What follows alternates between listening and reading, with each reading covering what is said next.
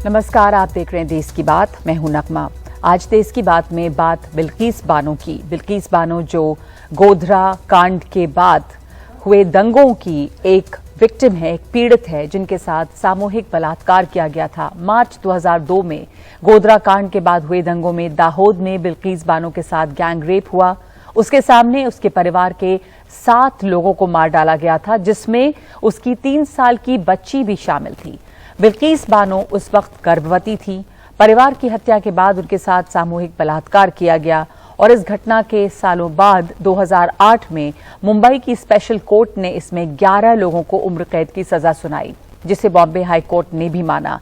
लेकिन अब सिर्फ 15 साल बाद राज्य सरकार की गठित कमेटी ने इन 11 लोगों को समय से पहले रिहा कर दिया है। गुजरात से आई ये तस्वीर कई सवाल खड़े कर रही है। ये वो 11 दोषी हैं जिन्हें सीबीआई अदालत ने मार्च 2002 में दाहोद में 19 साल की गर्भवती बिल्किस बानो के गैंगरेप, उनकी 3 साल की बेटी सालेहा समेत परिवार के 7 लोगों की निर्मम हत्या का दोषी पाया था और आजीवन कारावास की सजा सुनाई थी। इस केस की सुनवाई के दौरान बिल्किस ने एक दोषी की शिनाख्त की थी और उनके खिलाफ गवाही दी थी। हाईकोर्ट ने भी इस मामले में सीबीआई अदालत के फैसले पर मुहर लगाई थी, लेकिन इनमें से एक दोषी ने 15 साल की सजा पूरी होने के बाद विशेष माफी के लिए सुप्रीम कोर्ट में अपील की। सुप्रीम कोर्ट ने 13 मई 2022 को आदेश दिया कि पैनल गठित कर यह तय किया जाए कि उन्हें जल्द छोड़ा जा सकता है या नहीं। पैनल ने इन सभी को समय से पहले रिहा करने लायक माना, लेकिन बिल्किस बानो का पक्ष इस फैसले का विरोध कर रहा है। मेरे को बिल्किस के हस्बैंड ने फ़ोन किया और उसका ये था कि ये हुआ क्या। कल तक हम में से किसी को नहीं पता था क्या हुआ है। कंसर्न अथॉरिटी ने एक्सट्रीम एंग्जाइटी में या जो भी है, उन्होंने 2 महीने के अंदर काम करना था, उन्होंने करा है क्योंकि कोर्ट के ऑर्डर थे और शायद सब ने अप्लाई किया होगा सुप्रीम कोर्ट के ऑर्डर के बाद, तो उन सबको मिल गया है। बट अभी तक हमारे पास इंफॉर्मेशन पूरी नहीं है कि एग्जैक्टली प्रोसेस क्या अडॉप्ट हुआ है। केंद्र सरकार ने जून 2022 में सजायाफ्ता कैदियों को समय से पहले रिहा करने के नियम जारी किए थे, लेकिन इनमें रेप, हत्या और बच्चों के खिलाफ अपराध करने वालों को राहत नहीं दी गई थी। खुद गुजरात सरकार के 2014 के नियम भी ऐसे सजायाफ्ता कैदियों को राहत देने के खिलाफ है, लेकिन सुप्रीम कोर्ट ने 1992 के नियमों के तहत फैसला लेने को कहा था, जो फैसले के वक्त राज्य में लागू था। विपक्ष का आरोप है कि ऐसे जघन्य कांड के दोषियों को छोड़ा जाना दिखाता है कि महिलाओं के प्रति केंद्र सरकार की कथनी और करनी में कितना अंतर है। आजादी के अमृत महोत्सव पे प्रधानमंत्री के मुंह से निकले गए उन नारी सम्मान, नारी शक्ति के शब्दों के बाद कुछ घंटों बाद यही अभियुक्त मिले थे इन्हें रिहा करने के। हम लोग का सवाल है कि इसमें सरकार ने किस तरह से अपने विवेक का इस्तेमाल किया है। जो जघन्य अपराधी हैं, जिनकी उम्र भी ऐसा नहीं कि बहुत बुढ़े हैं, बहुत मतलब लाचार हो गए हैं, जघन्य अपराधी हैं, सामूहिक बलात्कार में शामिल थे, नरसंहार उन्होंने 14 लोगों का किया, तो कौन सा विवेक है जिसके आधार पर इनको छोड़ा गया। अब बड़ा सवाल ये है कि समय से पहले इन दोषियों को छोड़े जाने के खिलाफ क्या किया जा सकता है। रेसिडेंट्स हैं, रेमिशन को आप चैलेंज कर सकते हैं, जैसे कि ये गवर्नमेंट ऑर्डर है, गवर्नमेंट अथॉरिटीज़ का ऑर्डर है। जेल अथॉरिटीज़ नॉर्मली अपना एक डिसीजन लेती हैं अपॉन कॉन्डक्ट। हमें ये नहीं पता what application they have filed, उनका ग्राउंड क्या है, बट अगर उन्होंने जो भी उनके ग्राउंड्स हैं, अथॉरिटीज़ ने अपना एक डिसीजन लिया है और उस डिसीजन के बाद दैट कैन बी चैलेंज्ड। इन 11 दोषियों की जल्द रिहाई के इतने विरोध के बाद अब ये देखना होगा कि सरकारें इस मामले पर क्या कदम उठाती हैं। मुंबई से सोहित मिश्रा, दिल्ली से उमाशंकर सिंह और राजीव रंजन के साथ कादम्बिनी शर्मा, एनडीटीवी इंडिया। बिल्किस बानो के साथ जो अपराध हुआ और उसमें जो अपराधी, जो दोषी हैं, उन्हें उम्र कैद की सजा मिली, लेकिन समय से पहले उन्हें छोड़ दिया गया है और ये फैसला राज्य सरकार द्वारा गठित एक कमेटी ने किया है। सवाल ये उठ रहा है कि इस तरह के जघन्य अपराध करने वाले अपराधियों को क्या छोड़ा जाना चाहिए था। उम्र कैद की सजा उन्हें मिली थी, बल्कि इसमें केंद्र और राज्य सरकार के बीच में एक टकराव भी नजर आ रहा है कहीं ना कहीं। हमारे साथ मेरे सहयोगी आशीष भार्गव मौजूद हैं। आशीष, ये आपसे जानना चाहेंगे कि केंद्र और गुजरात दोनों जगहों पर भारतीय जनता पार्टी की सरकार है, लेकिन बिल्किस बानो रेप केस के आरोपियों की रिहाई के मामले में इन दोनों के बीच जो है सामंजस्य की कमी की बात सामने आ रही है। राज्य सरकार ने केंद्र सरकार द्वारा दी गई गाइडलाइंस का इसमें पालन नहीं किया है, क्या उसको दरकिनार कर दिया है?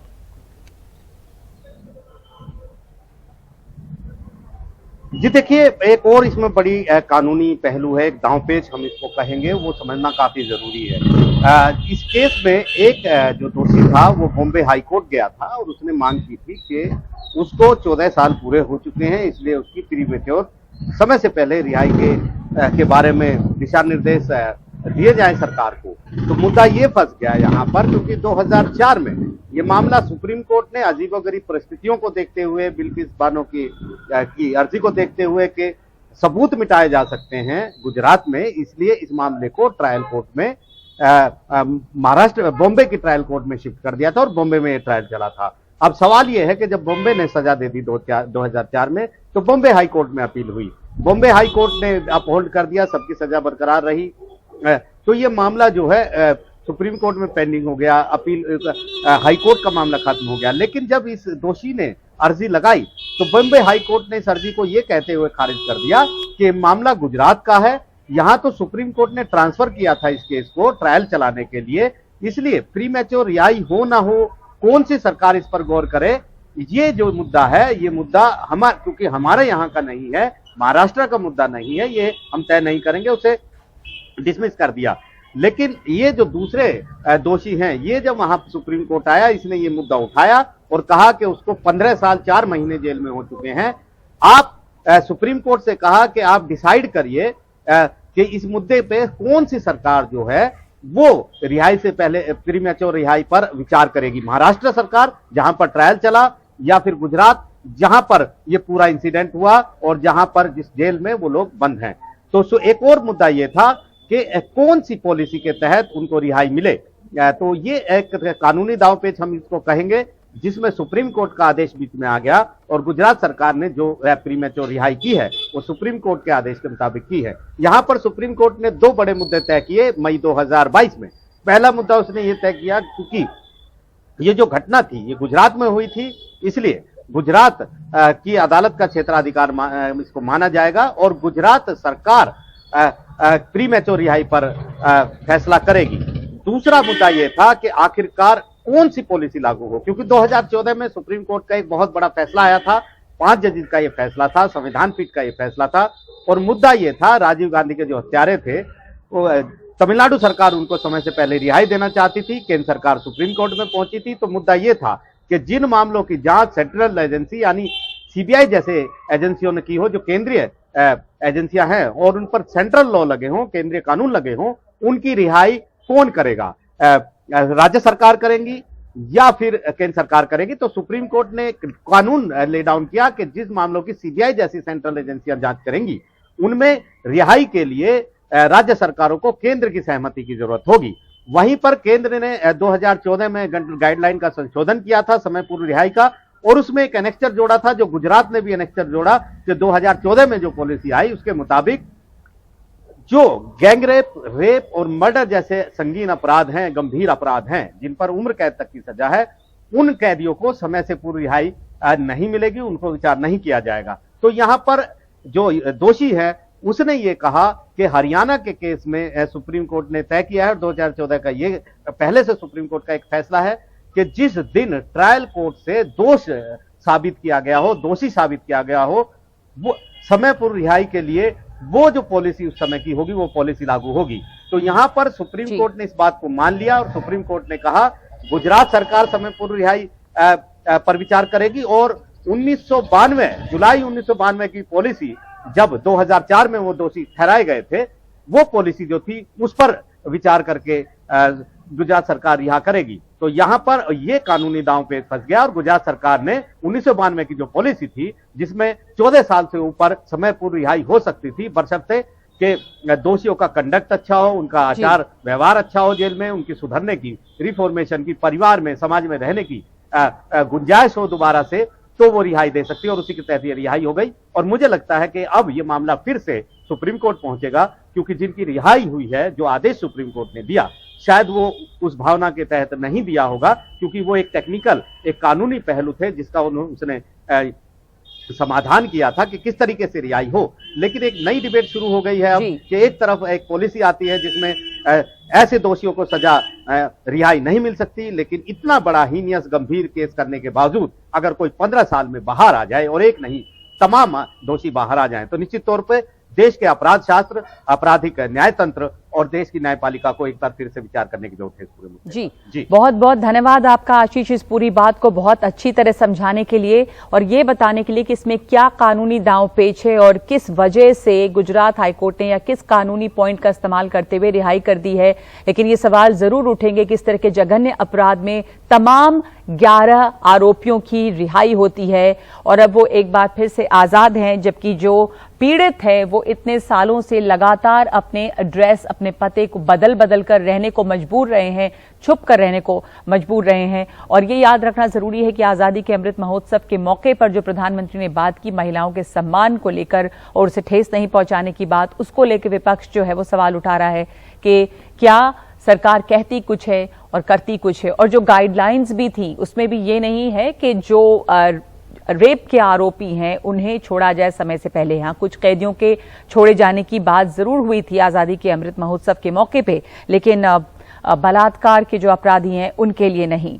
और इस पर कई लोग सवाल उठा रहे हैं। AIMIM प्रमुख असदुद्दीन ओवैसी ने भी दोषियों की रिहाई पर सवाल उठाया और कहा कि गुजरात चुनावों में फायदे के लिए बीजेपी ने नियमों को ताक पर रखकर ये काम किया है। सबसे अफसोसनाक बात यह है कि जब देश में आजादी के 75 साल की यौम आजादी का अमृत उत्सव हम सब जोशो खरोश से मनाएं और मना रहे हैं, और जिस दिन देश के प्रधानमंत्री तारीखी लाल किले से खड़े होकर अपने भाषण में महिलाओं के एम्पावरमेंट की बात करते हैं, उस दिन एक हीनियस क्राइम के सिलसिले में जिन लोगों को कोर्ट ने लाइफ की सजा दी थी और वो बिल्खुस बानो का उनका रेप था। आपके देखने वालों के बात समझना जरूरी है कि बिल्किस बानो प्रेग्नेंट थी 5 महीने की, उसका 11 लोगों ने उसका रेप किया और रेप उन लोगों ने किया जो बिल्किस बानो के नेबर्स थे, पड़ोसी थे। बल्कि बिल्किस बानो जो हाथ में चूड़ियां पहनी हुई थी वो भी एक एक्यूज के दुकान से बिल्किस बानो चूड़ियां खरीदी हुई थी।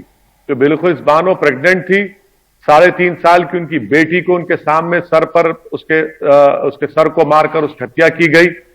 उनके परिवार के 4 लोगों को भी उनका रेप और उनका मर्डर हुआ।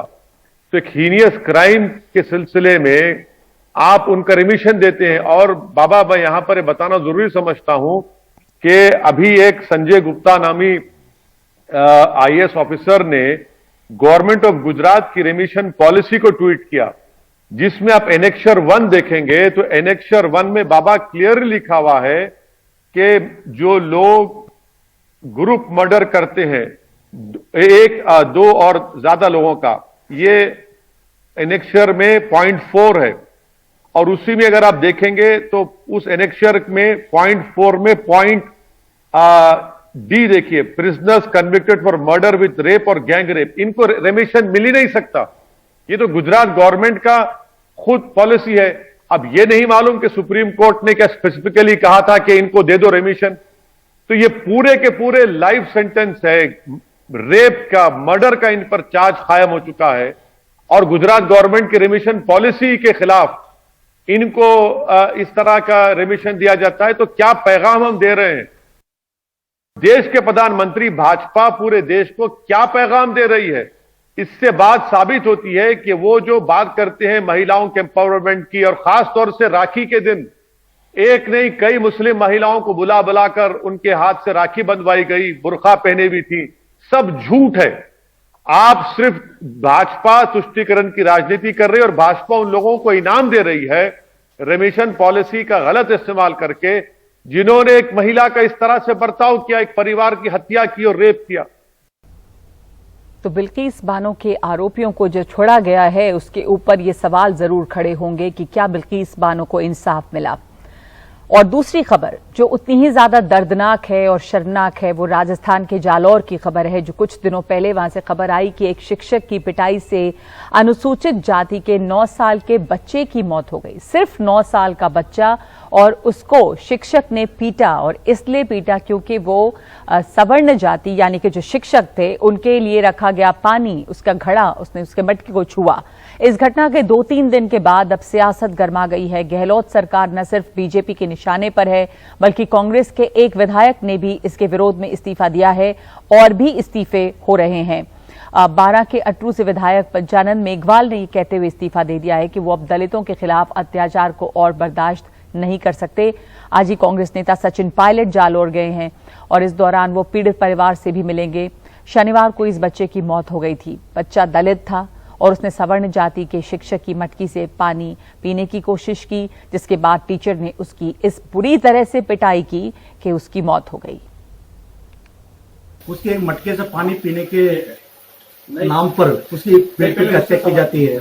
दलित समाज के व्यक्ति को वार्ड पंच से लेकर देश का प्रधानमंत्री और राष्ट्रपति बनने तक का मौका दिया गया है, लेकिन आज दलित समाज का लोग जो शोषण हो रहा है वो असहनीय। उस भावनाओं को ध्यान में मेरी अंतरात्मा में आज इतना जुनून है कि मैं अपने आप को रोक नहीं पा रहा हूं, क्योंकि जो सम्मान मुझे डॉक्टर भीमराव अम्बेडकर की देन की वजह से मिला है, आज वो सम्मान में उस सम्मान की रक्षा नहीं कर पाया, इसलिए मुझे आज मेरे पद से इस्तीफा दे रहा हूँ। मेरी सहयोगी हर्षा कुमारी सिंह इस वक्त मौजूद हैं इस घटना पर बातचीत करने के लिए। इस घटना पर जो सियासत अब हो रही है हर्षा, उसके बारे में क्या अपडेट है? बहुत ही दर्दनाक, बहुत ही शर्मनाक है ये कि जब हम आजादी की 75वीं सालगिरह मना रहे हैं, इस तरह का भेदभाव अभी भी मौजूद है। अब पंचानंद मेघवाल ने इस्तीफा दिया है, लेकिन कितना ज्यादा मानसिकता जो है लोगों की उसमें जातिवाद हावी, ऐसे ये जाहिर होता है। कांग्रेस की गहलोत सरकार जो है वो बहुत दबाव में दिख रही है अब, और किस तरह की हरकत में आई है सरकार? देखिए, इसका जो पॉलिटिकल फॉल आउट है, जो इसकी सियासत है, वो अब इसको लेकर काफ़ी गर्मा रही है। और इसलिए हमने देखा कि जैसे ही सचिन पायलट ने अनाउंस किया कि वो जालौर जाएंगे, तो तुरंत ही हमने सुना कि सीनियर जो कैबिनेट मिनिस्टर्स हैं वो और गोविंद सिंह डोटासरा वो भी तुरंत जालौर पहुंच गए, और उन्होंने भी वो पीड़ित परिवार से मिले हैं।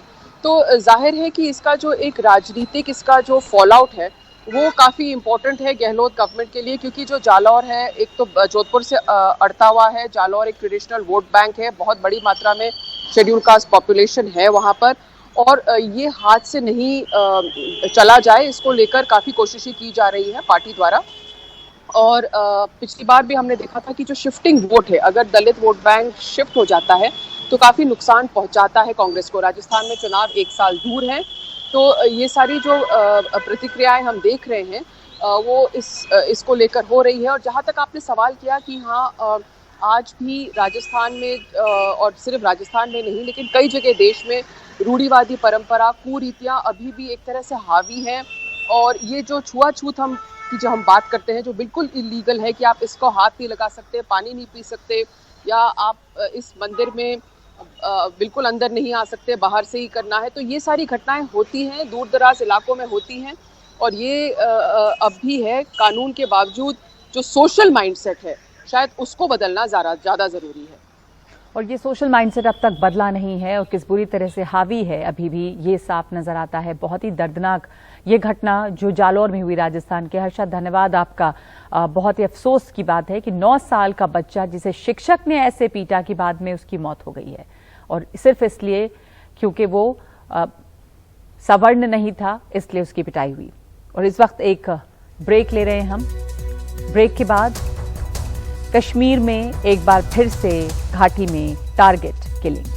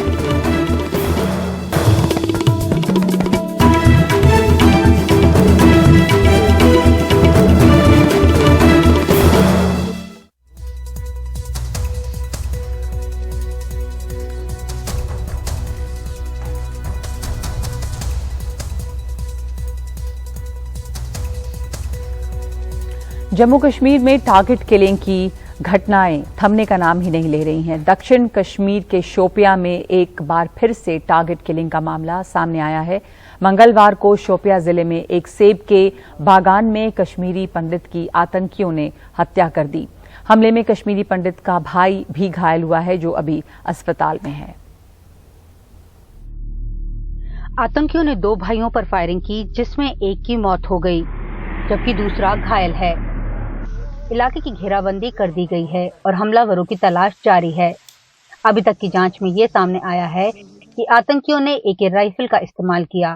एक चश्मदीद ने हमलावर की पहचान की है, जो कि कुटपोरा का रहने वाला है। कुटपोरा छोटेपुरा से 10 किलोमीटर की दूरी पर है। हमले के पीछे आतंकी संगठन अल बदर का हाथ होने की बात भी सामने आ रही है। जिस सुनील की आतंकवादियों ने हत्या की, उसका परिवार उन परिवारों में से एक है जो 90 के दशक के आतंकवाद के बाद भी घाटी छोड़कर नहीं गए थे। हमले के बाद कश्मीरी संगठनों ने एक बार फिर कश्मीर घाटी छोड़कर जाने की धमकी दी है। जो परसों हमारे साथ हुआ, आज इस घर के साथ हुआ, उन्होंने कुछ नहीं, उनको बोला यहाँ हर जगह सीआरपी डाली, हर जगह पुलिस डाला, यहाँ क्या दिया हमें? कौन सी सिक्योरिटी है? यही सिक्योरिटी रखी हमें यहाँ। 4 बार ड्यूकॉम के पास गया, डीसी के पास गया, उन्होंने एक बात हमारी नहीं सुना, बोला अपने गांव में बैठो, उधरी मारो, उधरी करो अपना काम। इसलिए आज हमें ये देखना पड़ा। वैसे केंद्र के मुताबिक पिछले 3 वर्षों में कोई कश्मीरी पंडित घाटी छोड़कर नहीं गया है। 2019 में घाटी में 6,432 कश्मीरी पंडित रहते थे और 2022 में 6,514 परिवार रह रहे हैं। उधर जम्मू कश्मीर के लेफ्टिनेंट गवर्नर ने ट्वीट कर परिवार के साथ संवेदना जताई। वहीं पूर्व मुख्यमंत्री महबूबा मुफ्ती ने ट्वीट कर केंद्र को निशाना साधा है। उन्होंने लिखा है, शोपियां की लक्षित हत्या के बारे में सुनकर दुख हुआ। मृतक के परिवार के प्रति संवेदना। भारत सरकार एक शुतुरमुर्ग की तरह व्यवहार करती है, जिसके सर रेत के नीचे गहरा दब जाता है। दिल्ली के सामान्य हालत के दावे की तलाश में जम्मू कश्मीर का हर निवासी बलि का बकरा बन गया है। शोपियां में जो टारगेटेड किलिंग्स हुई हैं, उसकी जिम्मेदारी अल बदर से जुड़े हुए एक छोटे आतंकी संगठन ने ली है। अगर केंद्रीय सुरक्षा एजेंसियों की हम माने तो जिस तरह के इनपुट्स अभी हाल फिलहाल में मिल रहे हैं और जिस तरह से असला बारूद सीमा पार से भारत में धकेला जा रहा है, उससे ऐसे ही लगता है कि आने वाले दिनों में हिंसा का जो स्तर है वो कश्मीर घाटी में उसका इजाफा होने वाला है। नई दिल्ली से नीता शर्मा, एनडीटीवी इंडिया के लिए। तो इस वक्त देश की बात में एक ब्रेक, और ब्रेक के बाद मध्य प्रदेश में बारिश के दौरान सामने आ रही हैं भयावह तस्वीरें।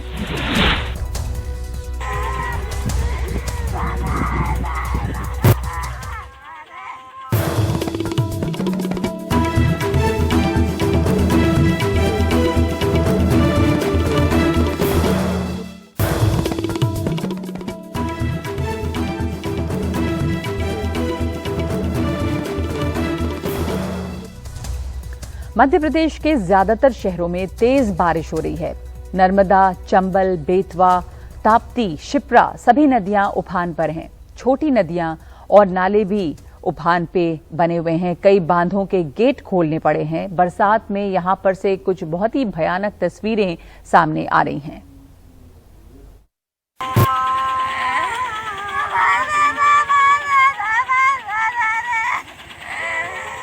ये अमृतकाल में मध्य प्रदेश के डिंडौरी की तस्वीर है। अनूपपुर जिले के ठाड़ा पाठर गांव से एक मरीज को जिला अस्पताल में भर्ती कराया गया। इलाज के दौरान मौत हो गई। शव गाड़ी से गांव भेजा गया, लेकिन सालों से गांव में पुल नहीं है। ग्रामीणों ने मृतक के शव को ट्रक के ट्यूब पर रखा और तैरते हुए जान जोखिम में डालकर शव को गांव पहुंचाया। तब जाकर मृतक का अंतिम संस्कार किया जा सका।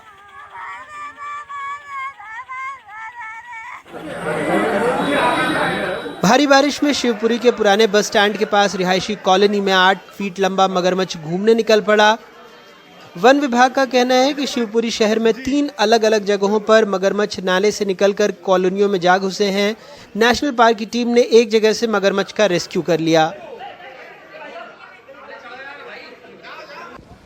भोपाल में रविवार रात से ही पानी गिर रहा है, जिसके चलते राजधानी में जगह जगह जल जमाव के हालात हो गए हैं। भोपाल में कलियासोत डैम के सभी 13 गेट खोल दिए गए हैं। बड़ा तालाब और भदभदा का लेवल बढ़ने के बाद भी गेट खोलना पड़ा। भदभदा के भी 11 गेट खोलकर पानी छोड़ा जा रहा है। जबलपुर में भी बरगी डैम के 13 गेट खोले गए हैं। मंदसौर में शिवना नदी उफान पर है। पानी भगवान पशुपतिनाथ मंदिर के गर्भगृह में प्रवेश कर गया है। जिले के तमाम नदी नाले उफान पर होने की वजह से कई गांवों का जिला मुख्यालय से संपर्क टूट गया है। विदिशा के कई गांवों से जिला प्रशासन और होमगार्ड के जवानों ने बेतवा और दूसरी नदियों से लोगों को रेस्क्यू कर सुरक्षित स्थान पर पहुंचाया है। नर्मदापुरम में नर्मदा नदी अलार्म लेवल को पार कर 967 फीट के स्तर के करीब पहुंच रही है, जिससे निचली बस्तियों में पानी भरने लगा है। तवा डैम में जलस्तर सामान्य आने तक भोपाल नागपुर नेशनल हाईवे को बंद कर दिया गया है। नर्मदा जी के कैचमेंट एरिया में मंडला डिंडोरी से लेके जबलपुर नरसिंहपुर तक, हरदा नर्मदापुरम से लेके सीहोर और रायसेन में भी काफी बारिश हुई है और इसके कारण हमारे सभी बांध भर गए हैं। मैं स्थिति पर लगातार नजर रखे हुए हूं। सभी जिलों के कलेक्टर, एसपी मेरे संपर्क में हैं। जहां पानी ज्यादा बढ़ने की संभावना है वहां एसडीआरएफ की टीमें भेज दी गई हैं, अलग अलग स्थानों पर रवाना की गई हैं। मैं एक ही आग्रह करना चाहता हूं कि आप प्रशासन की बात जरूर माने। मध्य प्रदेश पानी पानी है, ये प्रकृति की मार है, लेकिन कारम नदी पर बने 100 करोड़ के पुल को देखने पूर्व मुख्यमंत्री कमलनाथ और कांग्रेस के दूसरे नेता पहुंचे, जहां जनता का पैसा पानी में बहा। कमलनाथ कह रहे हैं ये भ्रष्टाचार है।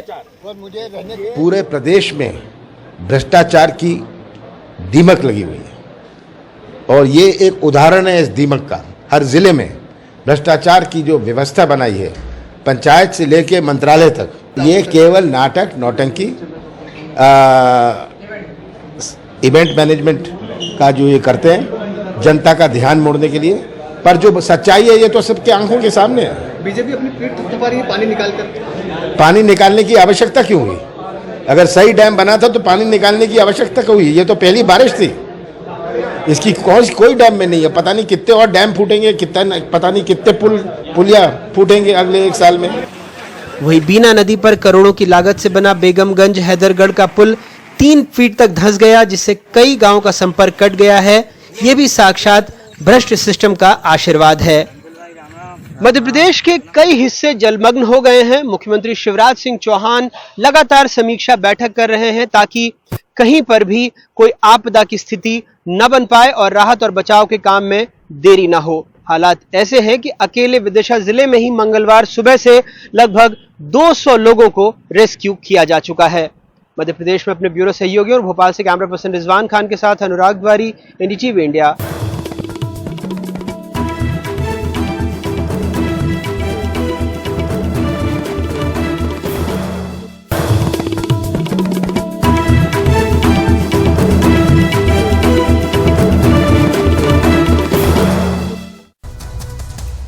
बीजेपी मुख्यालय में बीजेपी बिहार के कोर ग्रुप की बैठक शुरू हो गई है। बिहार बीजेपी के प्रमुख नेता इस बैठक में मौजूद हैं और इस वक्त हमारे साथ अखिलेश शर्मा हैं। अखिलेश, जेडीयू से नाता टूटने के बाद और सरकार से बाहर आने के बाद ये कोर ग्रुप की बैठक हो रही है। इनमें कौन से लोग शामिल हैं और अब जाहिर है कि बिहार में नई सरकार बनी है तो आगे बीजेपी की क्या रणनीति होगी, इस पे चर्चा हो रही होगी। जी हाँ, इसमें गृह मंत्री अमित शाह मौजूद हैं, पार्टी अध्यक्ष जेपी नड्डा भी हैं, साथ ही संगठन महासचिव बीएल संतोष है। इसके अलावा बिहार बीजेपी के तमाम जो वरिष्ठ नेता बीजेपी कोर ग्रुप के सदस्य हैं वे भी इस बैठक में हिस्सा ले रहे हैं। इस बैठक में मुख्यतः इसी बात पर विचार किया जा रहा है कि जब जेडीयू से रिश्ता टूटा है तो उसके बाद बीजेपी अकेले कैसे आगे बढ़े, क्योंकि आज की तारीख में बिहार में बीजेपी बिल्कुल अलग थलग है। उसके साथ केवल पशुपति पारस हैं, उसके अलावा कोई अन्य पार्टी बीजेपी के साथ नहीं है। अगर विधानसभा की बात करें तो वहां पर बीजेपी वर्सेस ऑल है, क्योंकि बीजेपी के साथ वहां पर कोई भी पार्टी नहीं है। तो ऐसे में बीजेपी के सामने इस बार चुनौती बड़ी है।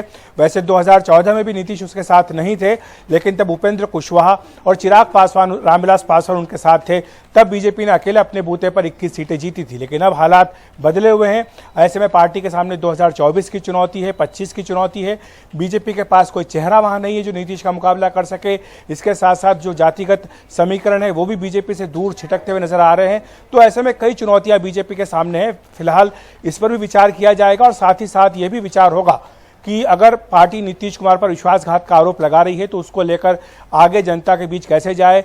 सदन से सड़क तक का संघर्ष बीजेपी करने की बात कह रही है तो उस पर भी विचार किया जाएगा। इसके साथ साथ संगठन में भी बड़े पैमाने पर बदलाव की संभावना है, क्योंकि जो प्रदेश अध्यक्ष है संजय जायसवाल, उनका कार्यकाल अगले महीने समाप्त हो रहा है। जी धन्यवाद आपका अखिलेश। तो इसमें तमाम बड़े नेता मौजूद हैं बीजेपी के, चाहे शाहनवाज हुसैन हो, गिरिराज सिंह हो, इसमें खुद गृह मंत्री मौजूद हैं और आगे की चर्चा हो रही है कि बीजेपी की क्या रणनीति होगी, क्योंकि बीजेपी काफी सिमट गई है इस समय बिहार में और नई सरकार का जो गठन हुआ है उसमें आरजेडी का दबदबा भी नजर आ रहा है। तो इस वक्त देश की बात में इतना ही।